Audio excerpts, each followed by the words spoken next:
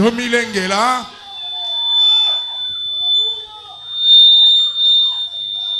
À recevoir le Saint-Esprit. Pona koyamba molimo mosantu.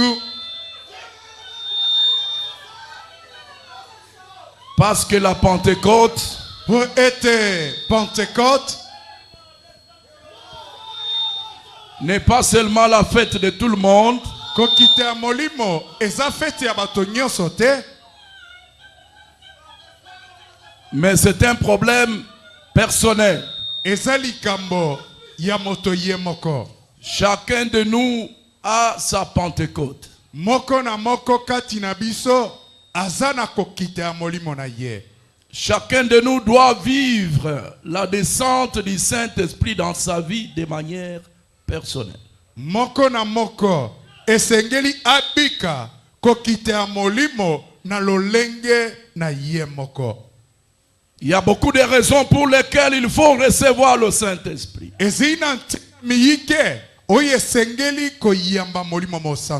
À nos frères qui sont au-dessus sur le balcon, soyez attentifs. Disposez-vous à recevoir le Saint-Esprit. Quand bien même vous êtes en difficulté de nous voir, mais la foi ne vient pas de ce qu'on voit. La foi vient plutôt de ce qu'on entend. Même à vous qui êtes dehors, si vous entendez la voix du Seigneur, n'endurcissez pas votre cœur. Que cette parole vous apporte de la foi. Et pas n'importe quelle foi. La foi fondée sur la puissance de Dieu. C'est pourquoi je vous invite tous à une courte intercession cadencée. L'intercession rythmée.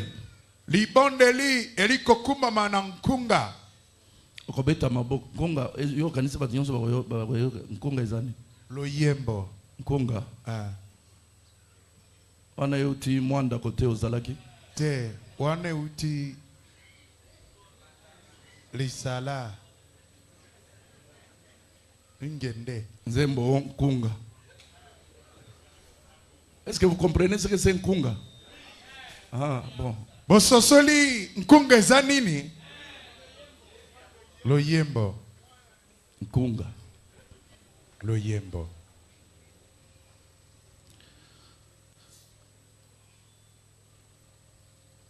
Soki batindi loyembo ngo akosenga yo ata ozana bibon na maboko obeta maboko bibon esala nini epasuka.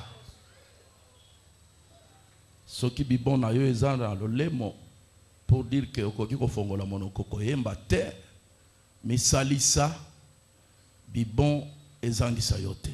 Amen.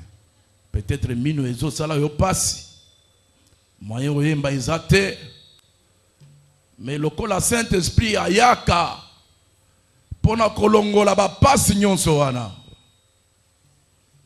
ndimela biso toyemba. Amen. Eza loyembo ya pamba te eza nde intercession. Intercession natina était à cause de ta responsabilité. Natina ya mokumba na yo. À cause de la considération que l'on te doit. Natina na ndenge to pese la kayo motema. Tu es considéré dans ta famille. Yo bato batiela ko motema na libota.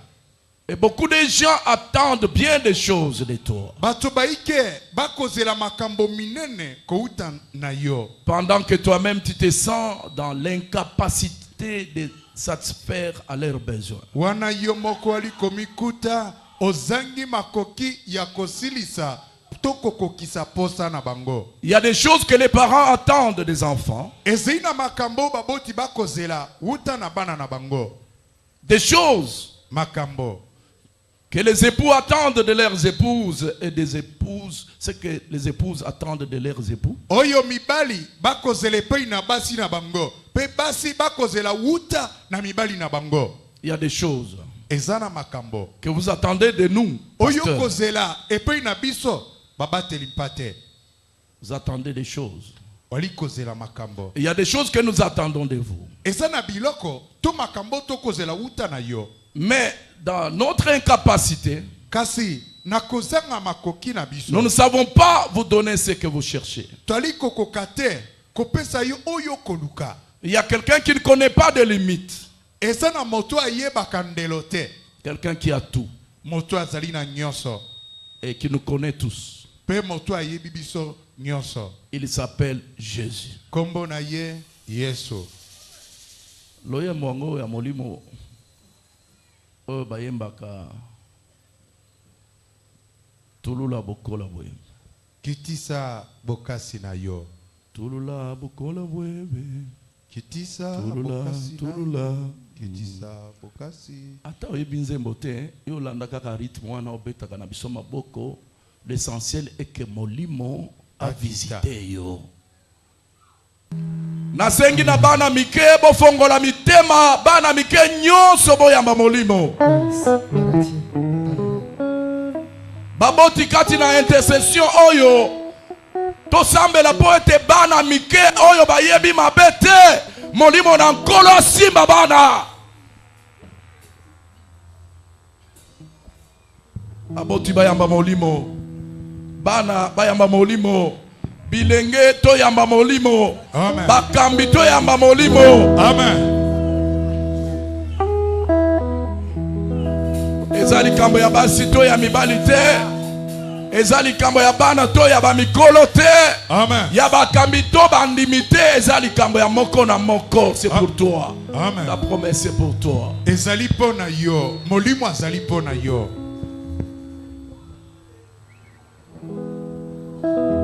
Chilobu chetu Yesu wa Munazale. Hey, haleluya. Chilobu chetu Yesu wa Munazale. Hey, haleluya. Chilobu chetu Yesu wa Munazale. Hey, chilobu chetu Yesu wa Munazale. Hey, haleluya. Yesu chetu Yesu wa Munazale. Hey, haleluya. Yesu chetu Yesu wa Munazale. Yesu watu bakaji bantu tukonda. Hey, haleluya. Yesu anyoyo. Hey, haleluya. Yesu tukonda bukola bweba. Hey, bakaji bantu tukonda. Uri mwabakayi Yesu anyibeba we. Wewe bukola bujanja mukwamu Yesu anyoyo.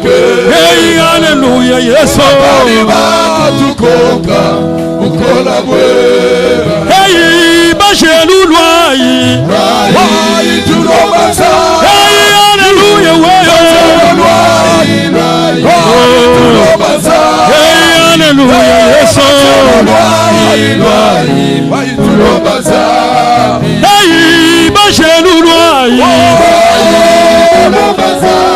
haleluya. Hey, haleluya.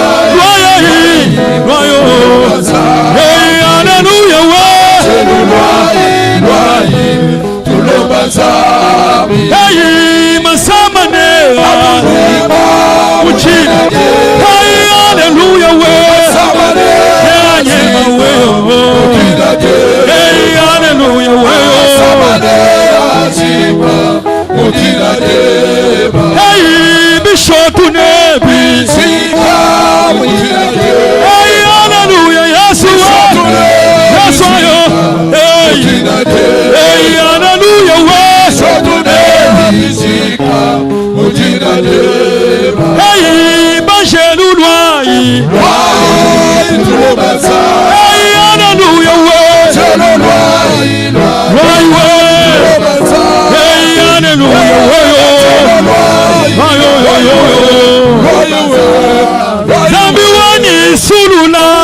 sulula badi baswi haleluya sulula usulula badi baswi hey haleluya we usulula badi baswi tami wani kangula ku kangula bidibika haleluya we kangula bidibika hey haleluya we kangula maboko bidibika hey wasana ni mambo amu kudanga wasana Leta maboko sana ni mambo maboko haleluya wasana tobeti maboko ayo wasana ni mambo amu kudanga wasana ayo wasana ni mambo haleluya wasana chuiji chosu cha buzambi leta maboko chijimunda mwamba Yesu bangilu wa bufuki simwe wa Jehova baba kajamba ni mbanza lelu kaba chana kunasha wewe udi ku Yesu utumba ayu wasana ni mambo ayu wasana ni mambo wasana ni mambo Yesu ayo ayo wasana ni mambo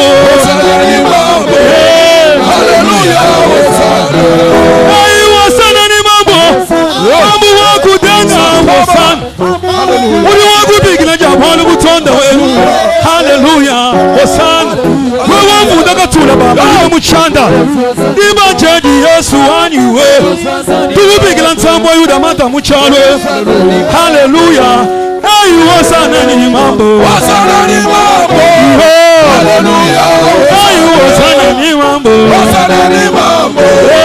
haleluya ayu mata muchalo umata muchalo ayu mata muchalo ayu azabishima ayu azabishima ayu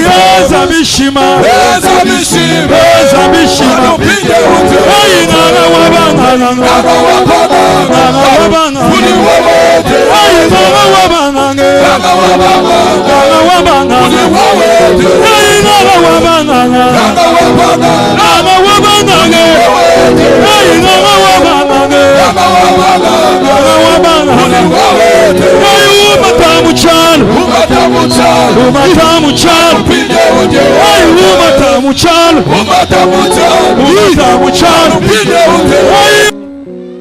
Merci beaucoup, Tobeti Maboko.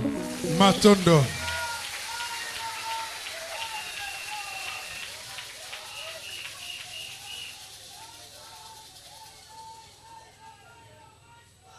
Que le Seigneur vous bénisse. Tiketenkola pambola bino.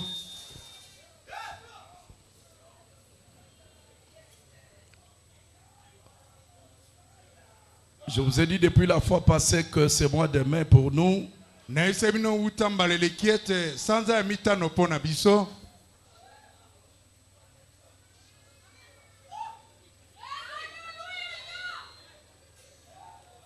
C'est une période pendant laquelle chacun de nous doit expérimenter la réalité du Saint-Esprit. Ezali eleko oyo moko na moko kati na biso ebongi amona kotiama na misala moli makambo ya molimo mosanto. Tu entends parler du Saint-Esprit. Oyoka kabakoloba pona molimo mosanto. Tu vois les gens parler poussés par le Saint-Esprit. Omona kabato bakoloba basungami na molimo na Nzambe.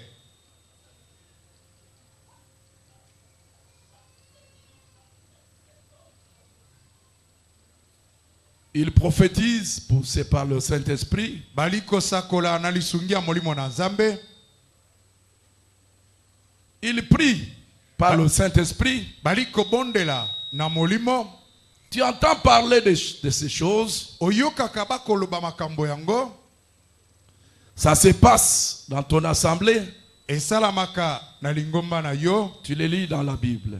Otanga yango ozwa yango kuta yango na Biblia. Mais peut-être tu vois ça de loin. kasi tanga mosoli komona ngo na mosika Et tu te dis des fois que ça concerne les autres. okomi tuna lobi tanga moswete etalika ba mosusu C'est ton problème. yango eza likambo na yo Ça te concerne. etali pe yo. Est-ce que quelqu'un peut dire que ça me concerne? Moto moko akokoloba ete etali ngai. Est-ce que vous pouvez le dire à haute voix? Ça me concerne. Okokoloba yango na mongongo makasi etali ngai. Est-ce que tu peux améliorer ça en disant que c'est ma promesse? Okoko bongisa yango na koloba ete eza elaka na ngai. C'est ma promesse. Eza elaka na ngai. C'est la promesse de mes enfants. Elaka ya bana na ngai. Et c'est la mélodie na kombo na Yesu. Amen. Pona kozanga Saint-Esprit, pona kozanga puissance. Il y a protection, puissance, il y a élévation, puissance, il y a sécurité, puissance, puissance, puissance. Pona kozanga yango, ebele babunga nzela, bakota bunganga, bakota magie. Pe pona kozanga bososoli wana, ebele tozali ko envier bato oyo baza na misala mabe, bakota bunganga, bakota magie. Bango babungi nzela, bakei koluka ba puissance mosusu. Na biso ba etotikali libanda, likolo ya kozanga koyeba, tozo mona bango neti baleki biso. Alors que la promesse est pour nous. Wana elaka eza pona biso. La promesse est aussi pour eux. Elaka pe eza pona bango. Tous ceux-là qui sont perdus, Ba o babunga. s'ils peuvent revenir au Seigneur, Soki bakoko zonge pe na ngolo. la promesse est pour eux. Elaka eza pe pona bango. C'est mon loboko loba ete Yesu. Yesu we. Tobeti maboko toloba gloire à Dieu. Gloire à Dieu.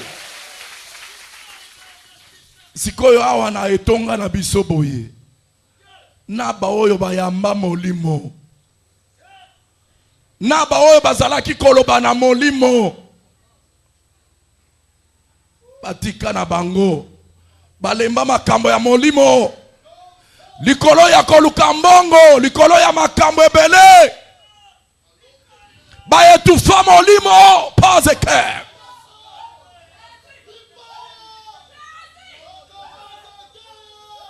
Yango babongiseli biso ete fête ya Pentecôte ezala. Pentecôte yango ezala kaka ya maloba te. Ezala kaka fête po bazoloba ete na calendrier ya ba Kristo fête ya Pentecôte ezala te. Pentecôte ezala ya yo moko. Amen. Ezala Yanga moko. Pentecôte ezala Yanga moko. Pentecôte elingi koloba ete mukolo batu bazali kokanisa, batu bazali kosepela, kokanisa mukolo oyo Saint-Esprit akitelaki ba disciple. Mukolo Saint-Esprit apesa bango nguya mususu. Amen. Mukolo Saint-Esprit apesa bango bomoi mususu. Nayo nanga esengeli Pentecôte ya moko na moko ezala. Amen. Ozwa nguya mususu, ozwa bomoi mususu. Amen. Lima yango loba amen. Amen. Koboya te. Sur la terre nous sommes comme des agneaux au milieu des loups. Na mokili tozala kola bampate na kati ya bangombolo.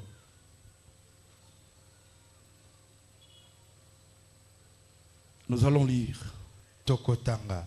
Ce matin, nous parlons du Saint-Esprit, de la délivrance et de la vie comblée.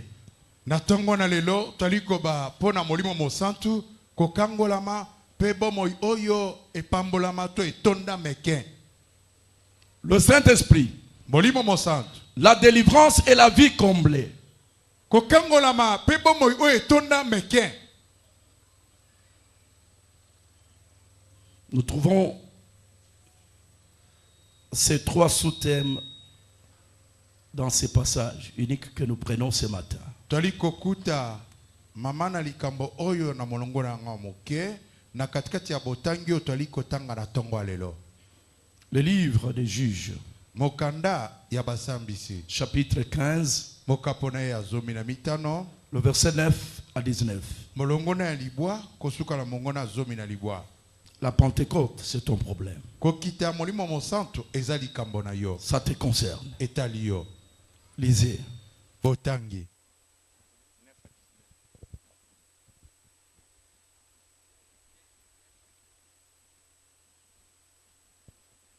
Les livres des Juges, chapitre 15, du 9e au 19e verset. Nous lisons dans le nom puissant de notre Seigneur Jésus-Christ. Alors, les Philistins se mirent en marche, campèrent en Juda, et s'étendirent jusqu'à l'Échi. Les hommes de Juda dirent, « Pourquoi êtes-vous montés contre nous ?»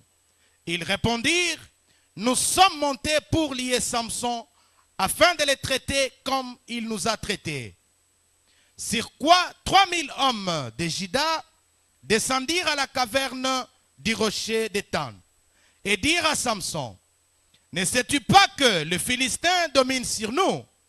Que nous a-t-il donc fait? » Il leur répondit, « Je les ai traités comme ils m'ont traité. » Ils lui dirent, « Nous sommes descendus pour te lier, afin de te livrer entre les mains des Philistins. » Samson leur dit, « Jurez-moi que vous ne me tuerez pas. » Ils lui répondirent, « Non, nous voulons seulement te lier et te livrer entre leurs mains, mais nous ne te ferons pas mourir. » Et ils les lièrent avec des cordes neuves et firent sortir du rocher. Et les firent sortir du rocher. Lorsqu'il arriva à l'Échi, les Philistins poussèrent des cris à sa rencontre. Alors l'Esprit de l'Éternel les saisit. Les cordes qu'il avait au bras devinrent comme du lin brûlé par le feu, et ses liens tombèrent de ses mains. Il trouva une mâchoire d'âne fraîche.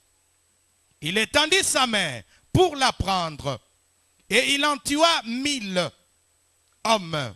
Je reprends le 15e verset. Il trouva une mâchoire d'âne fraîche. Il étendit sa main pour la prendre, et il en tua 1000 hommes. Et Samson dit, avec une mâchoire d'âne, un morceau, deux morceaux, avec une mâchoire d'âne, j'ai tué 1000 hommes. Quand il eut achevé de parler, il jeta de sa main la mâchoire, et l'on appela ce lieu Rama l'Échi. Pressé par la soif, il invoqua l'Éternel et dit, « C'est toi qui as permis, par la main de ton serviteur, cette grande délivrance.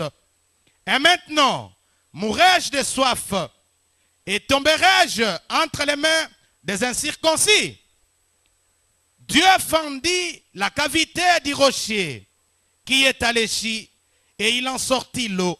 Samson but. Son esprit se ranima et il reprit vie. C'est de là qu'on a appelé cette source Anakoré. Elle existe encore jusqu'aujourd'hui à l'Échi. Amen. 18 à 19. 18 à 19. Yeye wakajini nyota mikole wakabikila Jehova wakambane wewa wakafila luhando lunena kuchanza cha mwena mudimu wepo nekatatak ni ufobwa nyota ni mpona mubyanza be bantu baji kabai batengula kadi nzambi wakahanda jina jakadi mujibwe jale ne mai akahatukamu hakano imai moyi wende wakahingana ni yeye wakasangala nunku wakidika mwabawune en hakole udi habuhito nilelwewu amen. Kasi posa ya mai ekangi Samson makasi abeleli Yawe alobi O Nzambe, yo moto olongisi ngai makasi boye. Bongo sikoyo, nakufa na posa ya mai. Pona kweya na maboko ya bato oyo bakata nzoto te. Nzambe apasoli libanga ya libulu oyo ezalaki na leshi. Pe mai ebimi. Samson ameli pe makasi na ye ezongi. Yango wana bapesaki mai yango kombo Nankore. Tolobi amen. Hein? Pressé par la soif, il invoqua l'Éternel et dit: c'est toi qui as permis par la main de ton serviteur cette grande délivrance. Et maintenant mourrai-je de soif? Et tomberai-je entre les mains des incirconcis?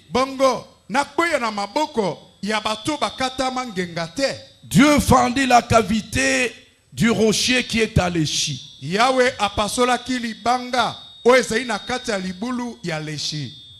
en sortit de l'eau. Samson but. Son esprit se ranima. Et il reprit vie.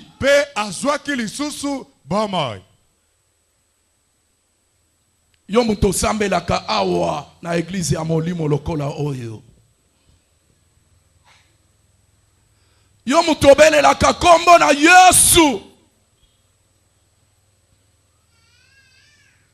Yo muto mokonzi abikisa na bokono, abikisa na liwa. Yo muto babikisa na nguya ya kindoki ya libota. Siko lelo. Nini elingi boma yo? Makambo ya makasi olonga yango. Okanisi ete Nzambe na yo akotika yo pona posa ya mai yo kufa pona kozanga mai ya komela. Ekoki kosalama te.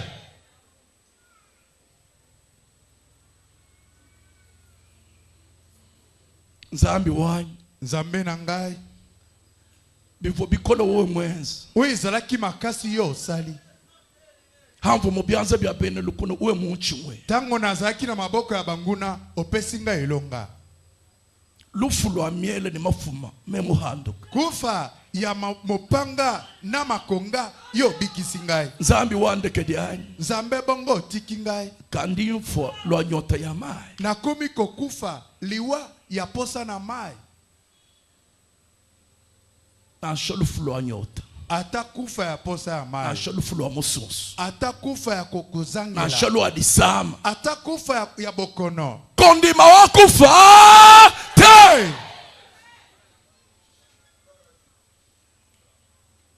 Soki Nzambe akoki kobikisa na bitumba ya makasi na makambo ya minene ata makambo ya pete akotika yo te. Vous savez le problème c'était quoi? Il y a de quoi recevoir le Saint-Esprit. Et c'est un problème individuel.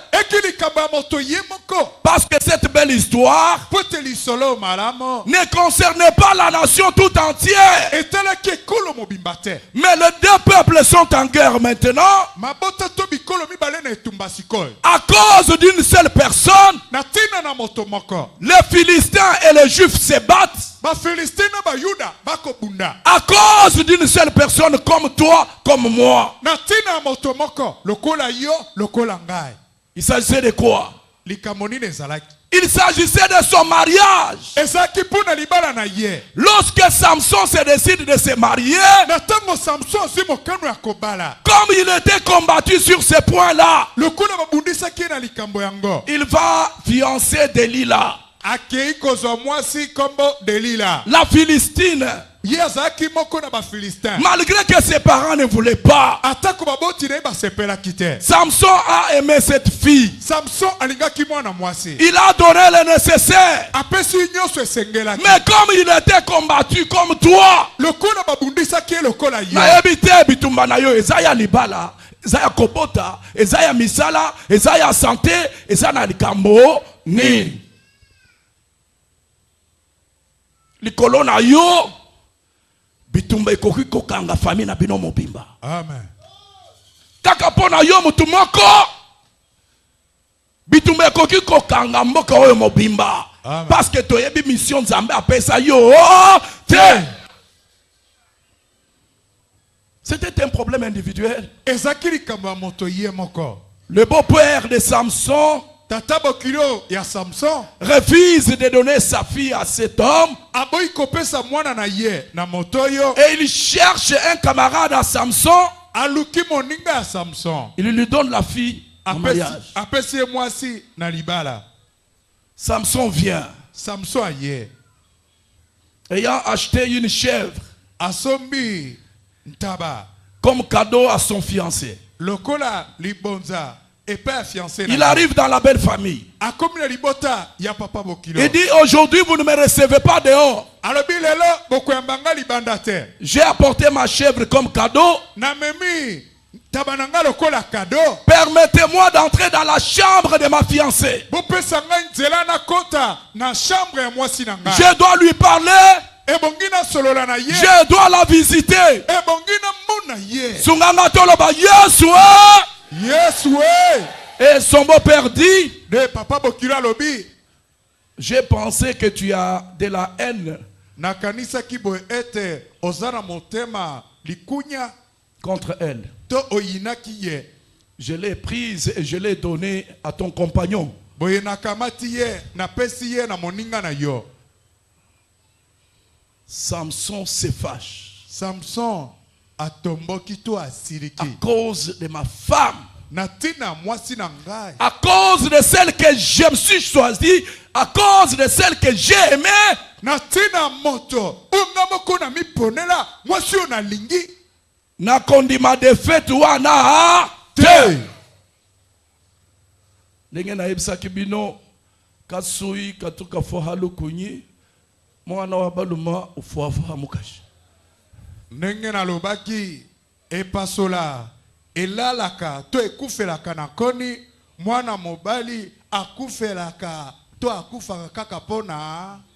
Mais dans toutes les situations de la vie, Oui, na makambo nyonso ya mokili to ya bomoi. dans toutes les situations de ta vie, Na makambo nyonso ya bomoi na yo. la présence du Saint-Esprit est nécessaire. Bozali ya molimo mosantu eza na motu. La présence du Saint-Esprit est indispensable. Bozali ya molimo mosantu ekoko zanga to kolongola mate. Qu'il s'agisse de ta santé, Ezala pona bokolongono na de ta fécondité, pona kobota. des études de tes enfants, Kelasi ya bana na yo. de ton travail, Mosala na yo. de ton logement, Ndako na yo. de ton voyage, Mobembo na yo. de n'importe quelle situation, Atako likambo ya ndenge. le Saint-Esprit doit être là. Molimo mosantu ebongi azala. D'ailleurs, il y a beaucoup de frères et sœurs qui souffrent ici Kutu ezala bandeko mibali pe basi bako nyokwa mawa. parce qu'on n'a pas reçu le renouvellement de l'intelligence par le Saint-Esprit. Po ete bayambi kokelama na mayele na molimo mosantu te. Ozanga savon, ozanga lait de beauté, juste parce que oyebi na yo elokote. Ofandi kaka boye, yeswe, po osomba mafuta oyo lingaka, il faut kaka osenga ba pesa yo. Mais ce qui Saint-Esprit a quitté yo. Amen. Asongi mayele na yo. Okoye kola musala ataya muke, oya kosala benye, oya kosala cirage, natina ete omisale la, o dépendre na mutu mususu. Te! Songa biso toloba Yesu. Yesu. Matissa. Yesu. Yesu. La guerre commence. etumbe bandi. Samson n'accepte pas la défaite. Samson ndimi kozangela te. Je m'adresse à la famille. Nakoyebisa libota. La famille de cette fille-là. Libota yelenge mwasi wana. Qui est toujours déçue. Oyo bango tango nyos bayokisamaka soni. Déçu par les fiancés. Ayokisami soni na fiancé. Je m'adresse à cet homme. Nakoyebisa moto. Qui est toujours déçu par les femmes. Oyo bayokisako soni na basi. Qui est toujours trahi par la belle famille. Oyo libota basi na yo. Que le Saint-Esprit descende sur toi. Molimo mosantu akita likolo na yo. Bitumba ya uta na gauche et uta na droite. Et uta sima. Ata liboso na yo. Kondima yango. Te. Oh, bato mosusu bazoloba te. Nalobi kondima bitumba wana. Te. Tomboka toloba. Yesu. Yesu. Belela. Yesu. Yesu. Yo mutu mesana koloba o. Tika na yo. Eza nango likambo te. Eza likambo. Comment? Eza nini? Likambo.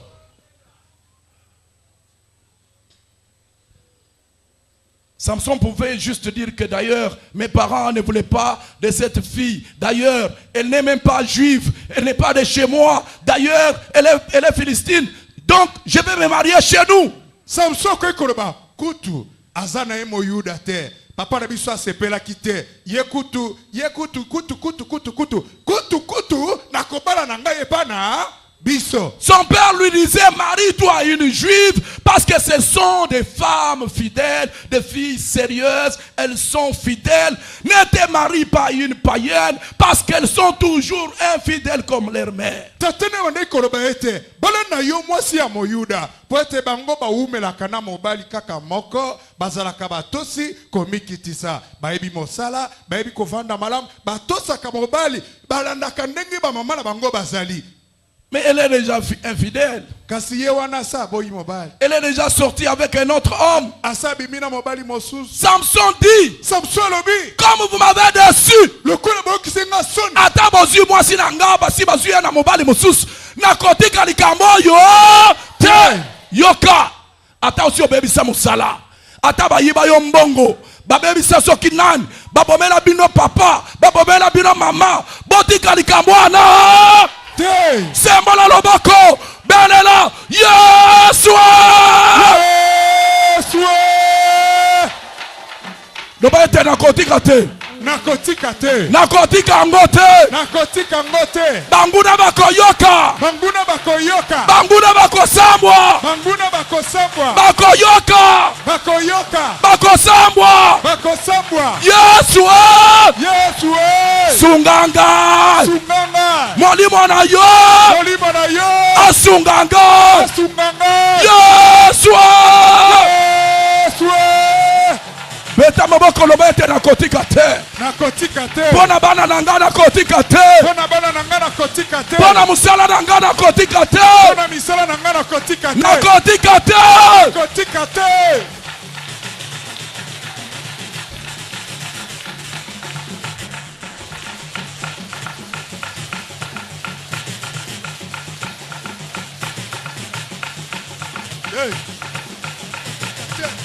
nakotika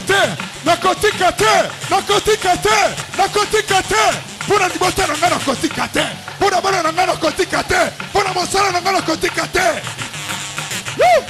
Chacun a sait, we come la parole back. Comme Carlos a sait, we say power by back.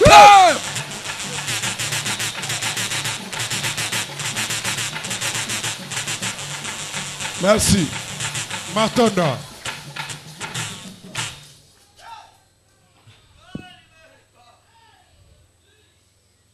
Bitumba ebandi. Bitumba ebandi. Bawela ki likambo ya libala. Likambo nini? Ya libala. Siko soki pona likambo ya libala ya mwasi oyo bazui bapesi mobali mosusu bitumba ezo banda. Pona santé na yo yoko ko bunda te. Hein? Yo fandika kaboye. Oh, je suis malade, je ne sais plus ce que je peux faire. Non. Nazobela nabelaka nazana maladi na yebini na koko sala te. O bango ne basunga kanga sikonga na kosala nini te. Soki bango baboy kosunga yo, Saint-Esprit akosala nini? Akosunga. Oza moumbu ya moto te. Amen. Tolobi amen. Amen. C'est une longue histoire. Hein? Ezali solo molayi. Je vous épargne de certains détails. Naliko zakolongola bino na ba détails mosusu.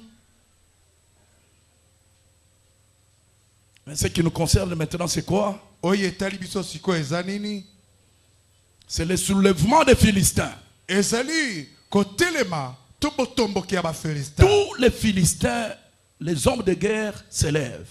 Ba Philistins nyoso batone tumba batelemaki. Ils vont engager la guerre contre Juda. Babandi tumba na ba Yuda. Et le juif pose la question de savoir pourquoi venez-vous nous assiéger? Ba Yuda batuni motuna pona koluka koyeba pona nini boye kolinga to kozinga biso. Les Philistins disent ceci. Ba Philistins balobi boye. Nous n'avons rien contre vous tous. Tozana likambote na bino nyos. Nous cherchons Samson. Tokoluka Samson. Et les hommes de guerre juifs disent ceci. Batone tumba ya ba Yuda balobi boye. Arrêtez-vous là. Bongo bosukela wana. Nous nous en chargeons nous-mêmes. Biso mokoto kozwa mokumba. Nous connaissons là où Samson se cache. Toebe pai wapi Samson abombami. Nous allons les chercher. Toko kende koluka ye. Nous allons les lier. Toko kanga ye. Et nous devons vous les livrer. Nde biso ebongi to bonza ye pa na bino. Yoka. Soki bitumba elekel famille na bino. Bakoki koloba ete non. Ye alekisi. Ye aselini. Alekisi. Kakabad ne kona yo. Ne bakoloba ete non famille na biso ekoki ko samba boite. Le kola yende azolu kamakambo na ba yes tous les jours. Na famille na biso to samba la kate. Ye ayele biso makambo ya yes utaba koko biso to yeba ki yesu te. Le kola yende azolu kabitumba na famille oyo bino bozela nanu biso moko to sala nini to kanga ye. Sunganga to loba yesu. Yesu. Ce sont les juifs. Et c'est ba Yuda qui descendent pour chercher Samson là où il était caché, dans la caverne. Bangonde bakitaki pona kokende koluka Samson et pai wapi abomamaki na kati ya libanga. Que ça ne t'étonne pas. Et comme il sautait. Si c'est ta propre mère. Soki maman aboti yo. Que ça ne t'étonne pas. Et comme il sautait. Si c'est ton propre père. Soki tata aboti yo. Que ça ne t'étonne pas. Et comme il sautait. Si ce sont tes enfants. Soki bano boti. Qui te combattent. Bako bundisa yo. Que ça ne t'embarrasse pas. Yango ebangi soko miso soki. Pour un homme, une personne spirituelle. Pona moto oya molimo. Les combats d'où qu'ils viennent. Etumbe ute uta wapi. J'accepte, c'est normal. Nakondi mango eza normal. Parce que je sais que en toute situation difficile, j'invoquerai le nom de l'Éternel. Le baïte Yeshua. Yeshua. Yoka. Bitumba ekoki kouta. Na famille ya ba mama na ngai. Na gauche. Ekoki kouta. Na famille paternelle, na droite. Ekoki kouta. Simananga. Bipa ya batu nazali kotiela motema. Bitumba ekoki kouta liboso na ngai. Bipa nazali kokende. Esika na sala kamusala ya maboko nazo ata mwa moke na mibikisa. Gauche, droite. Liboso pesima bitumba ekoki ko uta ziko okokende wapi soki oyebi esika okoki ko kimela te na mutu na yo likolo na yo lidusu moko ezali bipai wapi soki opumbwe na nzela ya molimo bakozwa yo belela Yeshua.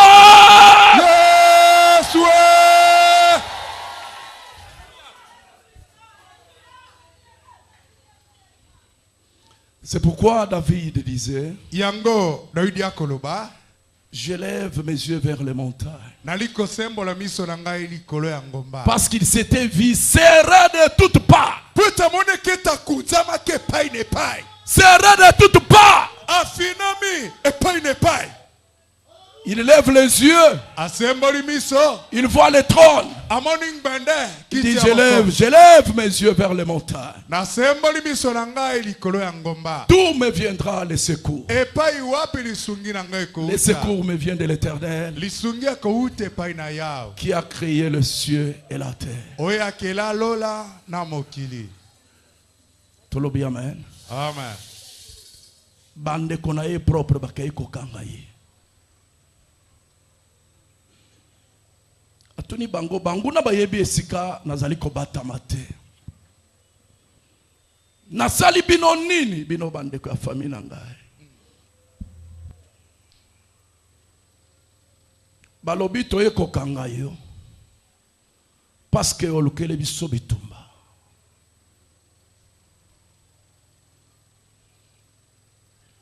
Ndima tokende. Libota na biso mobimba ekoki kopeba te likolo na yo. Samson atoni bango. Bolingi bobo mangai. Yoka yano. Tokoboma yote. Tolingi nde tokanga yo basinga. Nous allons t'élier seulement. Tokokango singa pamba. Talandenge basali yo. Koboma bobomi yote. Mais bakangi nde libala. Amen. Bakangi kobota. Bakangi misala. Batiki yo kaka bongo. Lokola mutu azanga tina. Balobi ete tokoboma yote. Mais oko vivre. Mais sans valeur.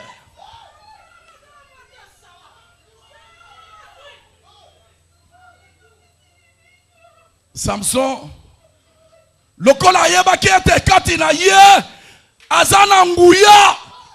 Oya tabakangi singa. Pause say we. Alléluia. Alobi ete bokanganga. S'il vous plaît, bobo mangate. Bosala nini? Bokanganga. Bakangi singa. Yohana bazali komema ye pa ya banguna po babo maye. Na esika bakomela ki wana. Banguna basemboli miso bamoni Samson. Kati na maboko ya bandeko na ye moko basili kokanga ye. Pacha. Samson we.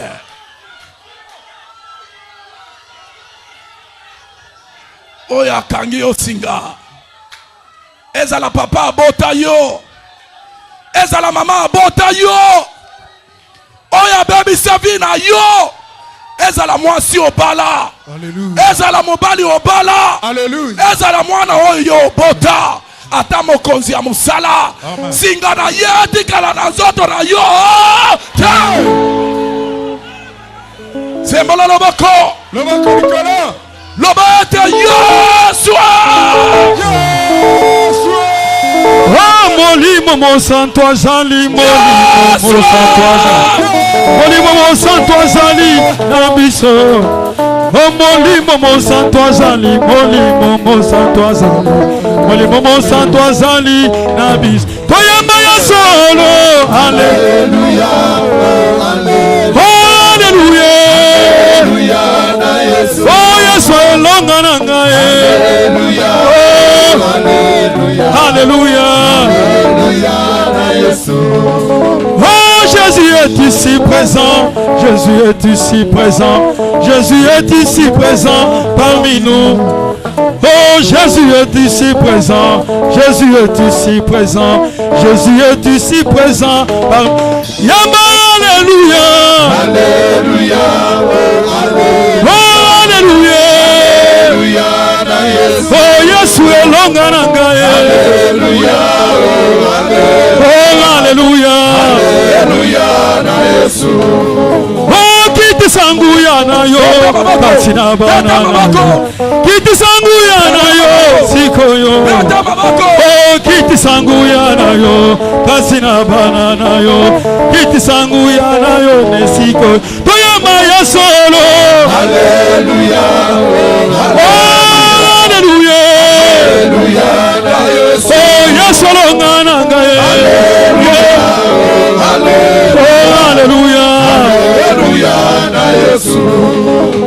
mokote ako kaninayo. Oh mokote ako kaninayo. Oh mokote ako kaninayo. Yesu mokote ako kaninayo. Mokote mokote ako kaninayo. Oh mokote ako kaninayo. Mokote kaninayo. Yesu mokote ako kaninayo. Merci beaucoup Tofanda.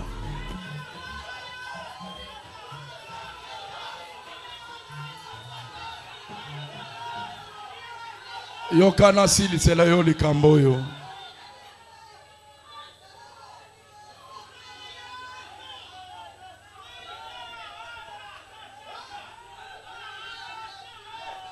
Est-ce que Togoki koloba amen? Amen. Togoki koloba bien amen? Amen.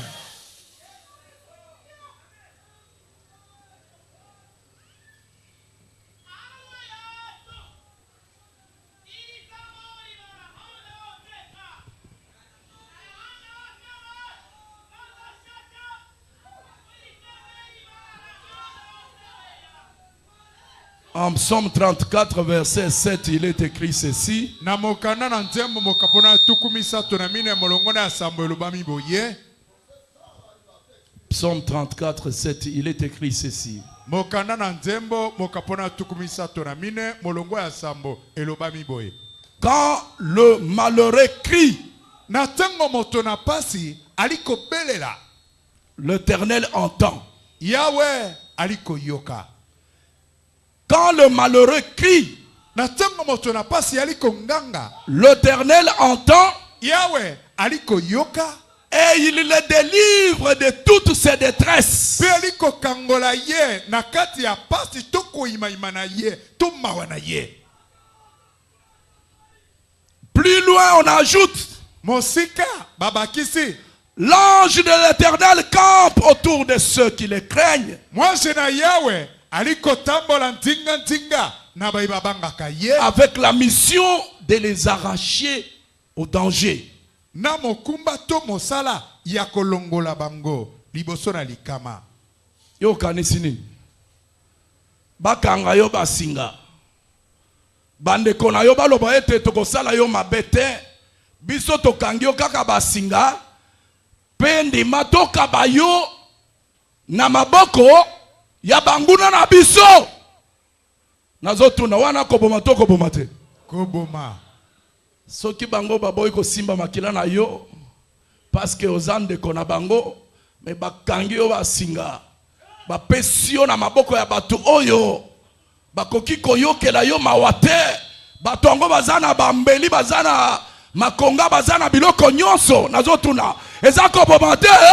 Eza koboma.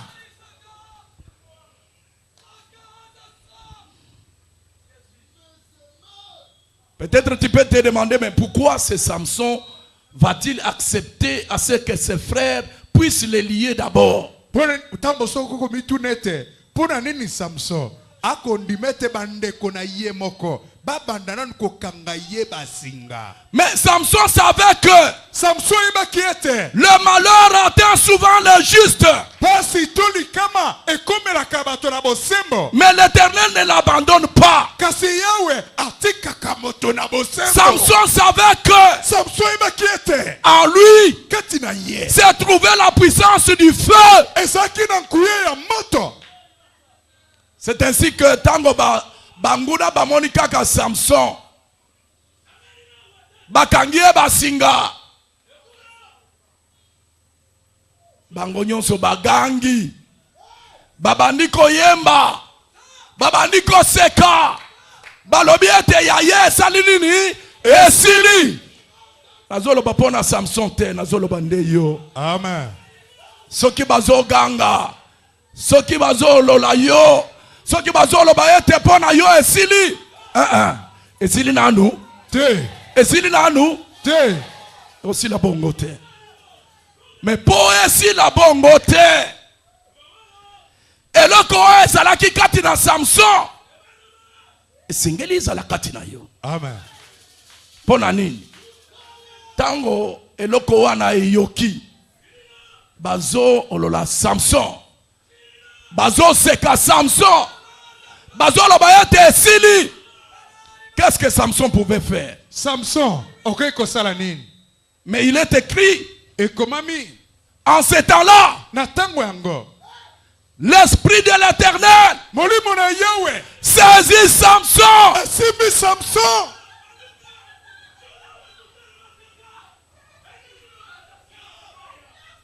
Udimona malu yetu anyuma.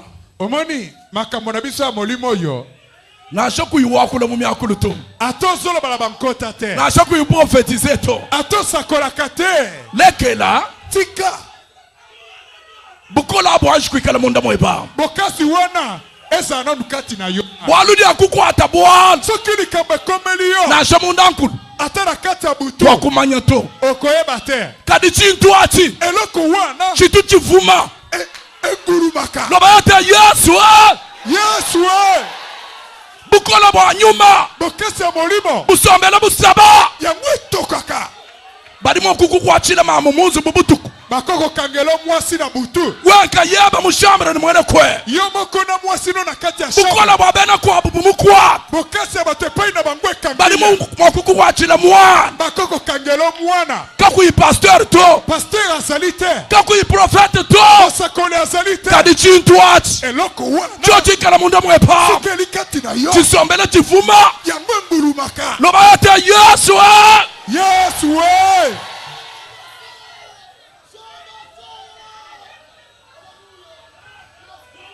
L'esprit de l'Éternel Molimo na Yahweh. saisit Samson.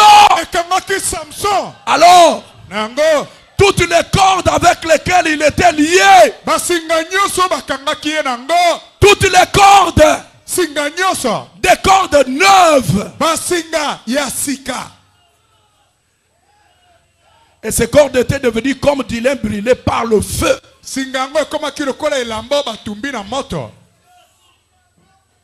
Ces cordes étaient devenues comme du lin brûlé par le feu. Singa ngo ekomaki lokola elamba oyo eziki na moto. Oui, Iyo. c'est parce qu'il y avait du feu en lui. Po ezaki na moto. Ndenge nazolo baboye. Moto wana. Moto. Moto oyo ekita mokolo ya Pentecôte. Moto. Moto wana. Moto. Ezala kati na yo. Ama. Lobayete moto epela.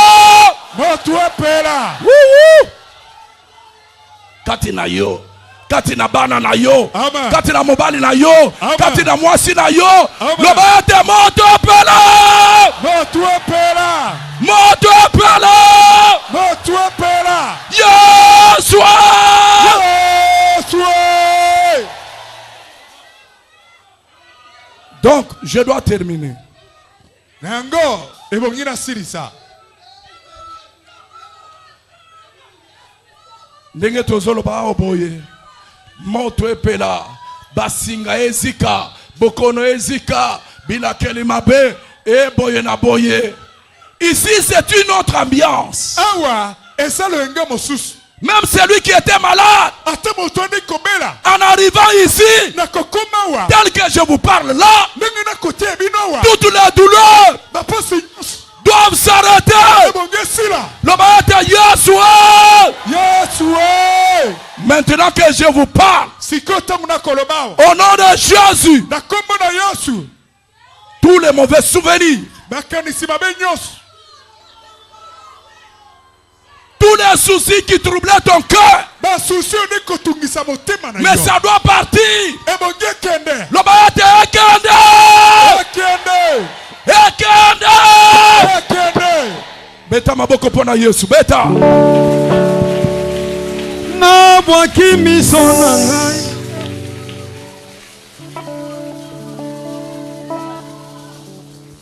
Tolobi amen amen. Amen. Molimo ekangi ye. Abwaka miso boye. Alokoti mukuwa. Mukuwa ya mbanga. Ya punda. Amen. Mukuwa ngo ya sika. Alokoti yango. Wana basinga isi ekatani. Ndenge boza libere boye. Moi, je crois à la puissance de la délivrance au nom de Jésus. Ndenge tozao boye. Samson alokota mukuwa ya mbanga ya punda.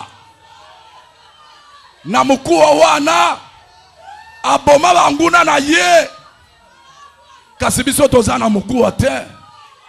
Biso bapesa biso kombo moko. Amen. Kombo eza likolo ya bakombo nyonso. Kati na bitumba na yo.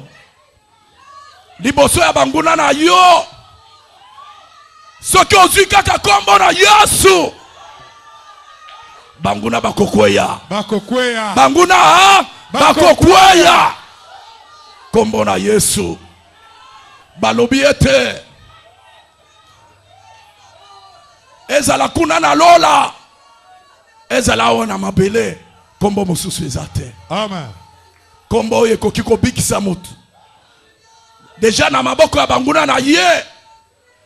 Ndenge balobi awa. Bamama nyonso bazana bazemi awa.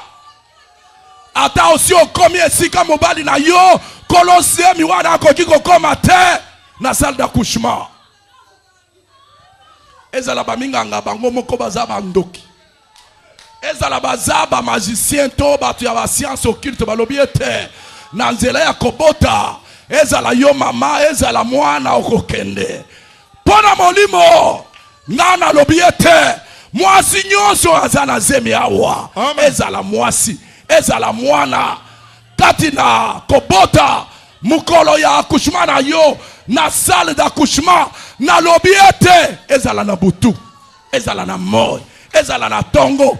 Ezala na pokwa. Moko na bino kobunga. Te.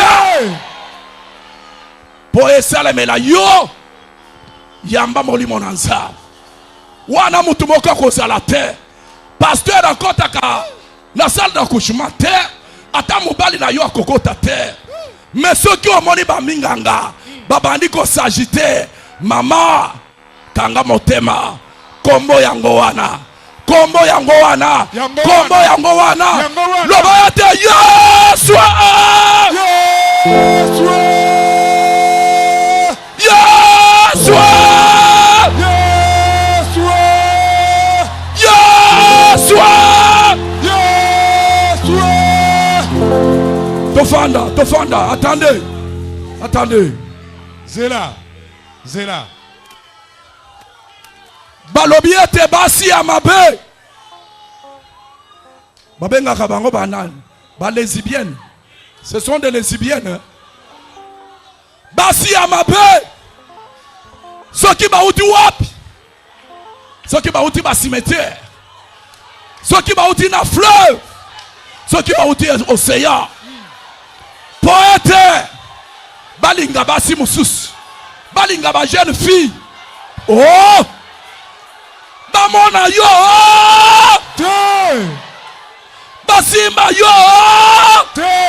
Belela Yesu. Concert de Père Loipa. We come le Père de l'eau. We stand the sun. Le Père de l'eau. We come the presence stand. Le stand the sun report.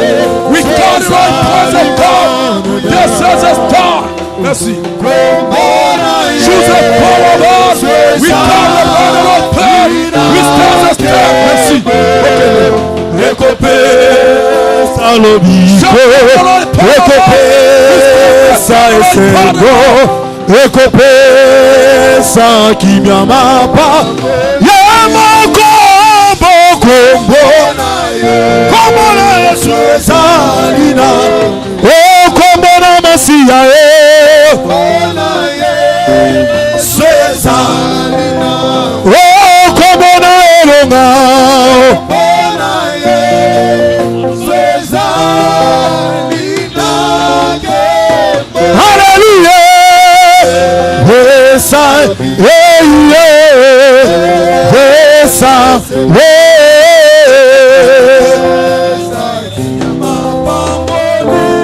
Kombo yoko kombo yo kombo yo ya Yesu kombo yo kombo yo ya Yesu kombo yo ya Yesu kombo yo ya Yesu kombo yo lobi koranga kombo yo lisekwaranga kombo yo ya Yesu ya Yesu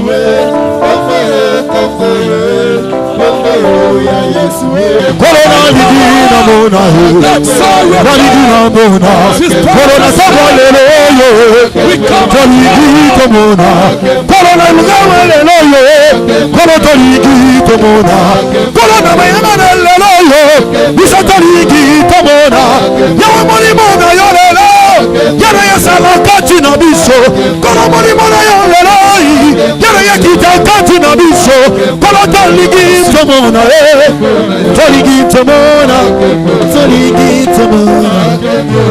Sembala moko Ezaya yo moko Ezaya libota na yo Ezaya bana na yo Etalivi na yo mobimba Loba ete délivrance Délivrance Loba délivrance Délivrance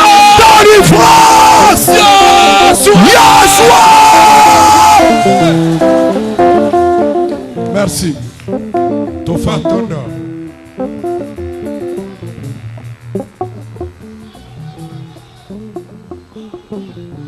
Kata musique.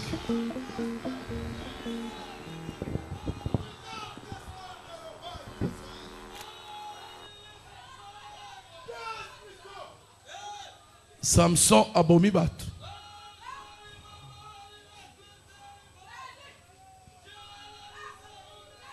Ezapo yo yebi makambo esala makatango yo yaka wate. Kandengo zo beta maboko zo ganga wana. Makambo ezo salama. Ezo salama. Makambo ezo salama nini? Ezo salama. Il se passe beaucoup de choses. Makambo ebele ko salama. À cause de ton engagement. Natina mokano na yo. À cause de l'unité de la foi. Natina ya bomoko na kondima. Quand nous poussons des cris vers le Seigneur. Tanto konganga epai na nkolo. Il y a des choses qui se passent. Ezina makambo ko salama. Tolobi amen amen. Amen. Sikoyo soki tosilisi awa moko na moko azongi ndako na ye.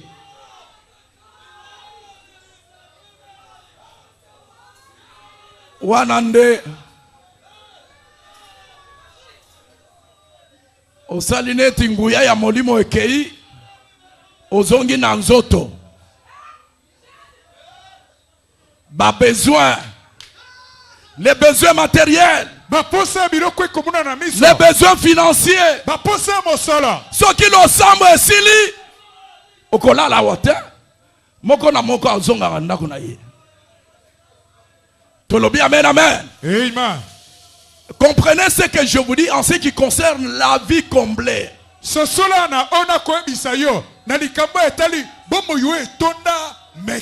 peux être spirituellement victorieux. Mais sur le plan matériel, sur le plan physique,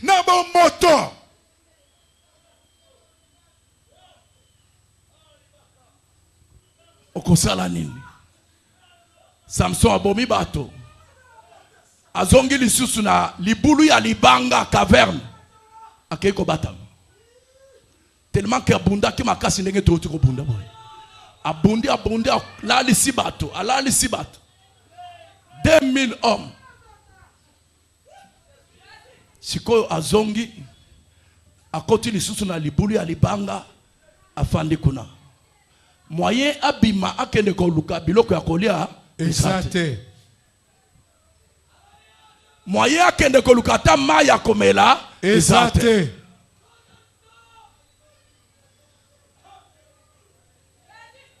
ndebi sika batangeli biso ao. Premier jour à supporter, deuxième jour na ebité mikoloboni a supportaki. C'est ce qui nous arrive souvent. yango nde ekomelaka biso mbala mingi. Même à moi, votre pasteur, ata ngai mobateli mpa te je dois le reconnaître. ebongi nandima to nayeba yango Parce que je n'ai pas toutes choses. po ete naza na nyonso te. Mais maintenant, quand les besoins matériels et financiers, les besoins sur le plan physique ou de la santé se présentent et étouffent l'esprit de l'homme, na ntango posa ya biloko ekomonana na miso mbongo posa ya bokolongono na nzoto posa ya biloko kilikili ntango yango nyonso ekokunza moto okomona mutu moko wana oyo azalaki kopumbwa awa azoganga azotomboka ndenge nazosala boye ye pasteur mobimba lokola ngai na bandi lisusu na benga oyo mabe, vous m'avez abandonné, vous voyez moi je n'ai pas à manger, vous m'avez abandonné, tout ça c'est pas bien. bosundeli ngai bomoni aza na eloko akolia te bosundeli ngai bomoni eleza malamu te. Non, comme tu es héros, lokolo oza elombe comme tu es victorieux lokolo oza molongi sur le plan spirituel, na molimo soyez toujours héros. zala mpe elombe ezala na mbongo, ezala na bilamba ya kolata, Elombe. biloko ya kolia, Elombe. makambo nyonso bima Elombe. kaka molongi, bima molongi. Ekouta wapi? Ndenge nazoloba bongo ekouta wapi? Je vous ai enseigné ici que c'est la bénédiction de l'Éternel qui fait quoi? Qui enrichit. nalakisaki bino awa eza lipamboli na yawe nde esalaka boni efulisaka. Soki yo oza na moyen ya kozwa te, oza na nzela ya kobimela te, mais quand moi je déclare la bénédiction sur toi, ntango nakotatula lipamboli likolo na yo fais-moi confiance. pesa motema Au nom de Jésus, na kom yesu j'invoque la bénédiction nali kobenda lipamboli de l'Éternel. ya yawe. C'est Dieu qui appelle à l'existence ce qui n'existe pas. eza nzambe oyo abengaka na zali eloko oyo eza te. Soyez bénis au nom de Jésus. pambolama na kombo na yesu Soyez bénis au nom de Jésus. bopambolama na kombo na yesu. Alors maintenant, comment chacun va provoquer son miracle? boye lolenge kani moko na moko akobenda lipamboli na ye te. Pasteur Azate, prophète Azate, intercesseur Azate, Yomoko. Omikuti na libulu ya libanga lokola Samson. Olobiete na mesena kosenga, yambalo na kosenga mutu te. Comment tu peux provoquer ton miracle? ndenge nini okoko provoke bikama na yo. Lisolo entre yo na Nzambe. Samson azoto na Nzambe boy. Ebele ya banguna bazinyi ngai. Opesi ngai elonga. Sikoyo awa moyen na bima ezate. Ondimina kufa pona posa ya mai. Éternel, Yahweh, mourage de la soif. nakokofa pona posa na mai. Accepteras-tu que je tombe entre les mains des incirconcis? okondimete nakweya na maboko ya bato bakatama ngenga te. Bao basambelaka te tango na kobanda tongo na sengi, midi na sengi, poko na sengi, bakoseka ngai te.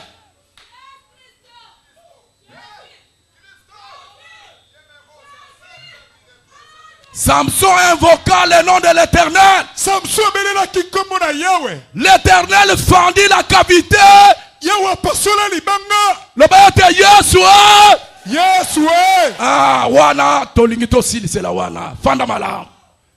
Yo moto batami na libanga oza bisika bikauka mai ya komela eza te, eloko ya komisunga nango eza te. Samson aganga, yawe apasola libanga, mai ebimaki wana ameli azongisi bomo. Yo moto ozalaki na eloko te, kaka na sécheresse na yo wana. Amen. Na libanga bisika oza wana, loba ete libanga epasuka. libanga epasuka. Mbongo epima. mbongo epima. Libanga epasuka. libanga epasuka. Musala ezwama. musala ezwama. Libanga epasuka. libanga epasuka. Promotion ezwama. ezwama. Mission de service ezwama. service ezwama. Libanga epasuka. epasuka. Mbongo ezwama. ezwama. Ezwama. ezwama. Ezwama. ezwama. Yeah. Yesu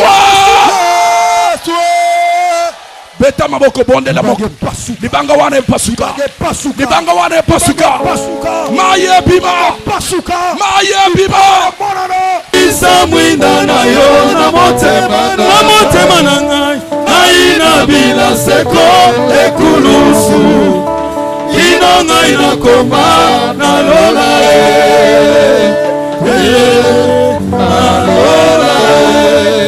solo lokumu kemona yo isa mwinda na yo na motema na ngai naina bila seko ekulusu ino ngai na koma na lola na lola